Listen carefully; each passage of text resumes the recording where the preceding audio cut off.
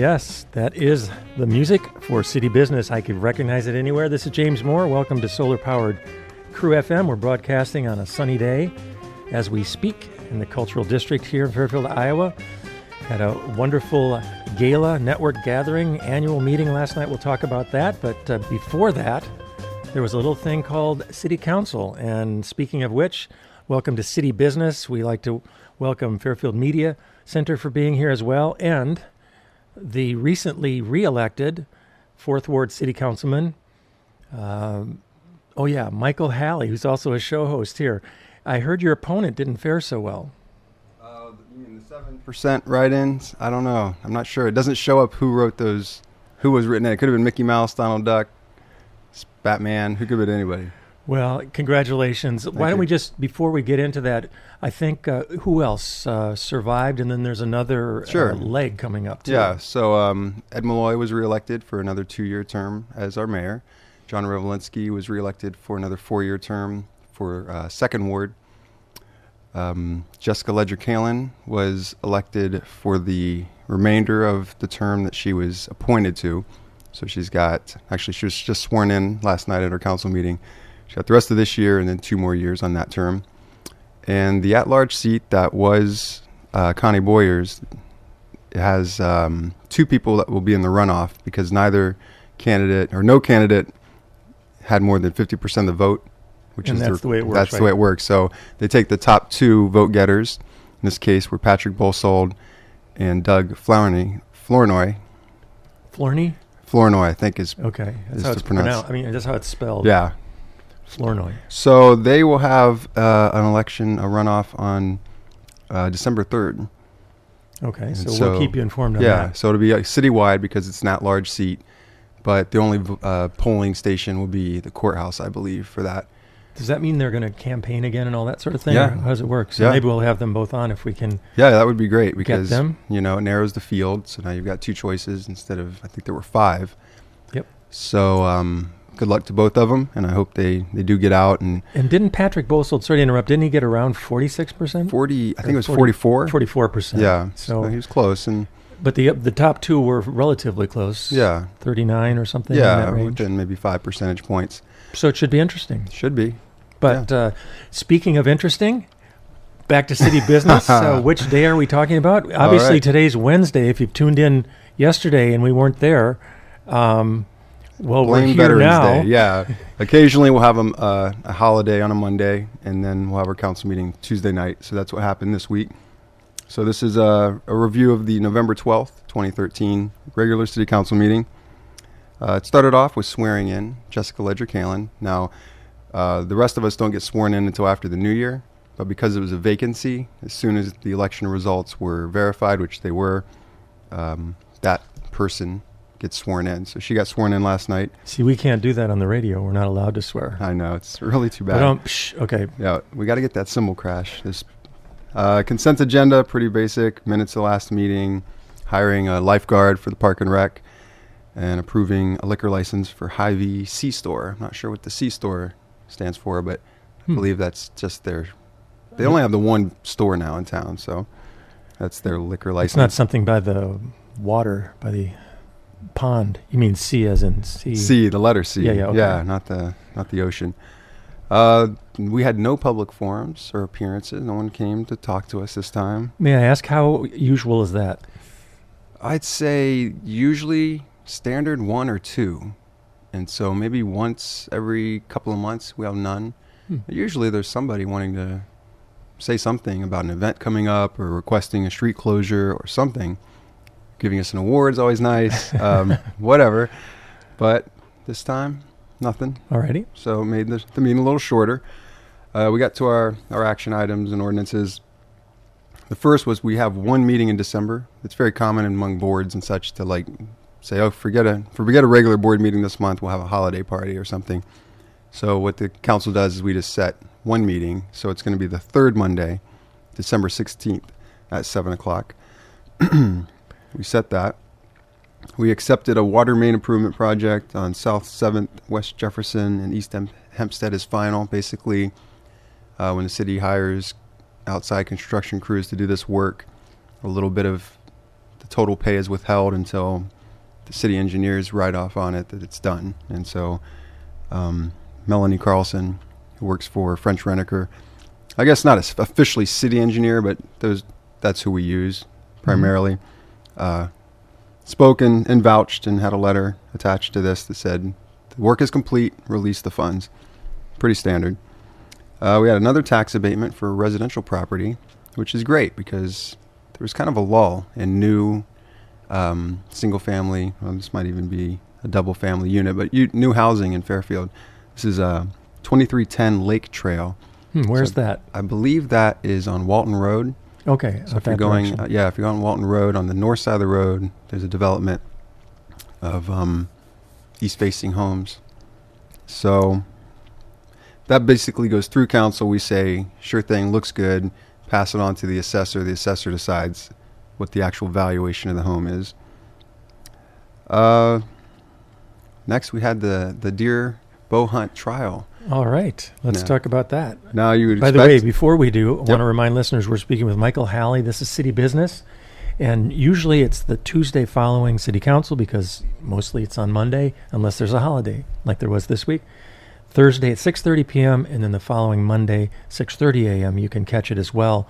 Looks like we're going to be having nothing but free time and partying for December. Yep. Just the one meeting. But that's just so you know, you can keep in the know that way. The full City Council is available with FMC. And these are archived as well. So, Michael, what were you about to say? All right. Well, last meeting, we heard from several people who were opposed to it and from several who were in favor. We started this one with the public hearing. There's always a public hearing prior to any vote on a new ordinance. And Mayor Pro Tem Connie Boyer, Ed Malloy, was absent from the meeting last night. She said last time we heard from those in favor first and those opposed second, so we switched it. Asked for anyone opposed to speak, but none were present. And then when we asked for people in favor, we had, I believe, four city residents who were in favor. One gentleman said it's an issue of protecting public safety. He and then his neighbor both came, and they live nearby to 2 schools and then the route to our hospital. They said they saw about 15 deer Yikes. in their yard recently, and that having those deer on our roadways, especially emergency roads and access to schools, is a public health threat. And I would tend to agree with that. So we talked about making sure all the locations that we're talking about, the little woods adjacent to Obie Nelson, the little woods south of the middle school, and a portion of FIDA property north of Jefferson County Park. I'm going to make sure those were all good locations and agreed that they are appropriate. Police Chief Julie Harvey talked about the locations that the police department identified as high-density deer areas, and these are just a few. So if the council does move forward, say for next year, after this 4-day trial to do something more legitimate, there would be more areas. So this is a trial. It's a kind of very controlled trial. We're only allowing and even the real thing would only allow experienced hunters, but I think we're even making that a little even more strict this time. It's basically hit the bullseye 5 times in a row. 8 out of 10 from 20 yards. Okay. And not the bullseye, is it? Yeah, bullseye. The bullseye. A target. Okay. Yeah. I was making that up, folks. No. Yeah. Well, it's a bullseye in place of a deer. Right. But so there was actually, it kind of brings up a point of this idea that hunters take shots at moving deer. They generally don't. They sit stationary in their deer stand, which is raised platform. They've got a downward angle, and they basically are very still and quiet and patient. And then when deer wander into an area and they got a good shot at, there's a certain area, I don't want to get too graphic, but there's a certain area they aim for, and results in a very quick death for the deer. So those are the hunters we're allowing to be part of this, are both proficient and experienced. I thought you were going to say those are the hunters you're targeting, but I figured that would be just somehow wouldn't be the right thing to say. I'm loving the hat and the glasses, by the way. Yeah, it's a little scary. Yeah. It's a Roy Orbison thing. It's looking, yeah. Nice. So you'll see why later in just a minute. All right. We're almost done. So this is a short one, I told you. So it passed. We were missing one council member. I got to add this up real quick. 5-1. 5 in favor. John Revelinsky voted no for the ordinance. He talked about that he is pro-life and does not want to kill deer because they're a nuisance. You know, if they get hit by cars occasionally, that's one thing. But to target them and go after them, he doesn't agree with that on a personal level. Then we moved on to our last ordinance, is amendment to an ordinance. Okay. This whole issue came about because a lot of homes that were single family that had one water line that came into the house and one meter have been renovated to be duplexes or multi-housing basically. And a lot of times the metering system gets kind of funky. So sometimes the landlord has one meter and then bills the separate units, maybe an approximate amount as part of their rent. You know, that's legitimate. Other times they'll split the meter. They'll have the one line coming in and they'll split into multiple meters within the house. There's all sorts of ways it's been done. But one of the problems is that, let's say you have, let's just use an example, and this may be actually the example, but there was a situation where upstairs, downstairs type situation. So upstairs wasn't paying their water bill or their portion. So downstairs had to pay it, right? So there's a problem. Or the reverse, where upstairs is paying, but downstairs, whose name is on the actual account, doesn't pay, and so they both get the water shut off. So you have these situations where it's not set up so that a person or, you know, a renter or family or whatever is renting a space has their own line and has their own meter, and that's ideal. So that if there's a problem, that line can be shut off or deactivated or whatever, or just if it's vacant. And that's cleaner than, say, one service line. So one line of where the water comes off the water main underground, comes into the house, and then multiple meters off that line. So basically, there's an amendment that just says, instead of one line per building, it's one line per occupancy. So that if somebody did take a single family and split it into double, and they would need two lines. So they would have to pay for that. They would have to pay for that. Now, it did include, the wording did include variances. A variance is basically, okay, here's the law, but here's an example of where you could be allowed not to comply exactly as it's worded. So it says, here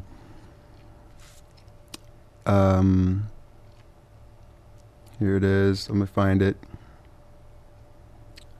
May be varied to permit inside building separation of service lines and metering of individual service lines to reflect each use by occupancy. So basically, you can have the line come in and then inside the house split it up. So now you're not digging out your yard.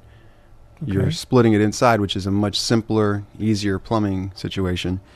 So it's actually pretty flexible, actually, the wording of the ordinance. It seems like that would be the option most people would do. Yeah. Now, another option would be that the water meter or the water company's fine if somebody wants to have one line and one meter, and then they figure out how they're going to charge. They're okay with that. One problem is that some of these buildings had things done. Some of the construction basically made the meters inaccessible. Now, if a meter breaks and the waterworks department can't get to it, they guess the water use for that user. And there are actually more than we would probably want to know of the 1,400 or so accounts that aren't actually getting billed a proper amount. I talked to the waterworks superintendent, called Chandler, and he said they generally round down. So then the rest of us are covering for what they're not paying for. So it's an ideal world. Everyone's meter works. Everyone's meter is 100% accurate. But when the meter is broken and the waterworks department can't get a measurement and they have to guess, that's really not ideal. So part of this, the last part, is just provided access to service line is manageable in the variance. So it's saying, okay, you can split this up inside your property instead of in the yard or at the point of the water main, but make sure that each meter is accessible to the waterworks. Keep it clean, do it right.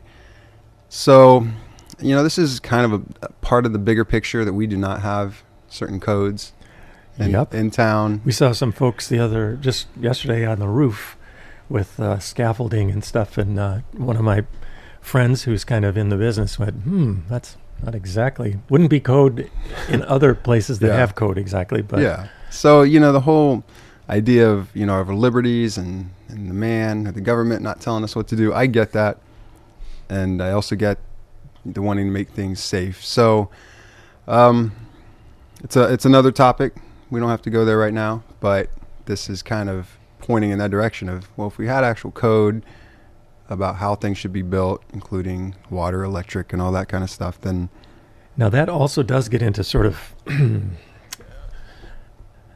that can be a big discussion, can't it? Yeah, it can be. Each area that impinges some other aspect of business or housing or whatever, it gets to be sort of a little bit of a... But I think, it seems to me some standards. Yeah, exactly. Some standards so that if someone built a house or built a building that it was built to some exactly what you're saying, some standard. And so City Council tried adopting the International Building Code a few years ago.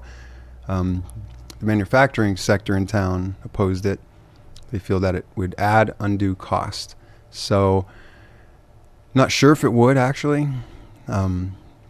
So we'll just see if... Well, if retrofitting was required, it would. I mean, there's probably more of that right at the moment than building, I would think. But by the way, we're speaking with Michael Halley, City Councilman of the 4th Ward. I'm James Moore. This is solar-powered KRUU-FM, and we're catching up on City Haps. Again, this will air Thursday, 6:30 p.m., Monday, 6:30 a.m.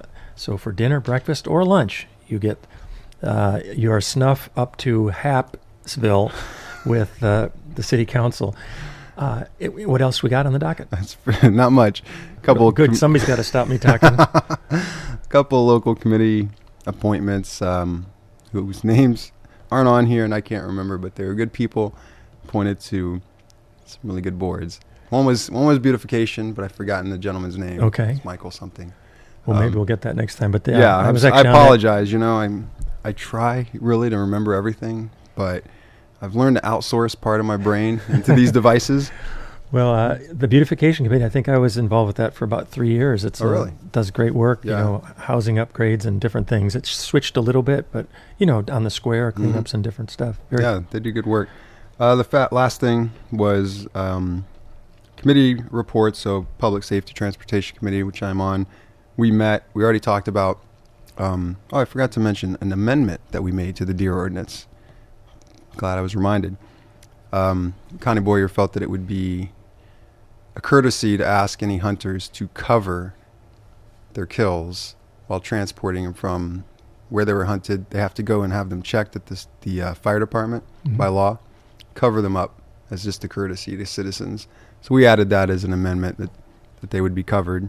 And we can't control people who hunt in the county. They can drive around with the deer. I saw one time a guy had tied a buck with his antlers on the top of his truck. He probably freshly killed him and wanted to show him off as a trophy and drove by like that. So I don't know. There might be some laws against that, but we're going to have our hunters cover their deer. And the only other thing that we discussed was looking into putting in a fire zone on, I can't remember the street, in front of the library. There's parking, actually, if you go in there. There's parallel parking, right. And then there's actually, there's diagonal parking, and there's actually a few parallel parking spaces. Right in front. Mm-hmm. And our fire chief has noticed that's actually creates a severe bottleneck because you can also have parking on the other side of the street. And just like in the other areas of town where there's been a serious concern about not getting fire trucks through, we've had to make some sort of parking change. So the recommendation from the fire chief is to make that a fire zone and remove those 3 spots. That still leaves the whole parking lot and all the diagonal parking So, I'm going to fight that tooth and nail. It's my favorite spot in the whole city. really? You love parking there? I do. I love the library. No, I'm being a little facetious. That's good. But I have parked there many times. Yeah. See, I've never parked right there. I always like to pull in diagonally, kind of get my car away from danger. I don't know if you've seen my car lately. I have a couple dents in it. I'm a dangerous man. What can I say? My car was hit and run from parking in front of my house. Oh. Someone backed up from I noticed. Howard Park. So if you notice now, I park in my driveway. Yeah. Yeah. These things happen. Yeah. Well, sorry to hear that. Yeah. Me too. If I get a car in this century, maybe I would be more concerned. But no offense, I love my car. Don't get me wrong. Yep. But well, anyway, that was it. Well, great. I wanted to just congratulate you. Last night, the Fairfield Cultural Alliance had their annual networking gala and some presentations by Art Walk. Fairfest, I gave a little presentation. You talked about Ragbri. The mayor dropped by briefly and presented a couple. There were cultural contribution awards that went to Ragbri for the incredible execution. Everybody's so pleased, and Terry Baker was there, as well as Tammy Jones.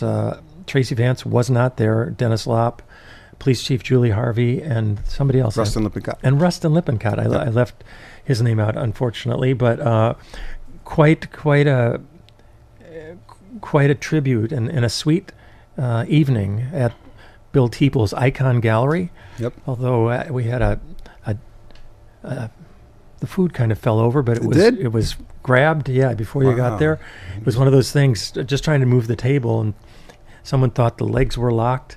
It looked like one of those magicians that tried to pull the tablecloth out, and it didn't work. But it was all salvaged, and a very sweet evening. Wow. Well, the food was great. There was another cultural contribution award that James failed to mention, and it was not for a group of people. It was for one person, one individual, a gentleman who needs no introduction, likes to wear a cowboy hat and glasses sometimes. Well, I don't want to recognize myself. KRUU's own James Moore, very deserving. You've done so much for our community. You're doing so much. It's high time somebody recognized you. So congratulations for that. Well, thanks very much. It's really, I wanted to say thank you to all the little people, but I don't know any little people. Everybody connected with this place, they're all big people. But seriously, Roland Wells and so many people you forget to mention. I'm just, to not go on and on, I feel really lucky to be a part of this whole thing and work with so many amazing people, and it just keeps getting better. And the Southeast Iowa Blues Society, we did a co-event sponsorship with KMCD this weekend. They had a standing room only, sold everything in the place out over there, a great event. I'm really looking forward to this kind of continuing of celebration of Fairfield. But anyway, Michael, any final thoughts? No, just thank you for I'm doing losing this. my voice, so I guess we better go. Thank you, Mr. Moore. Thank you, KRUU. Thank you, Fairfield, for reelecting me. Yeah, and we'll keep you up to date on the December 3rd runoff is what it's called. Oh, yes. And congratulations to Jessica and everyone else Yep.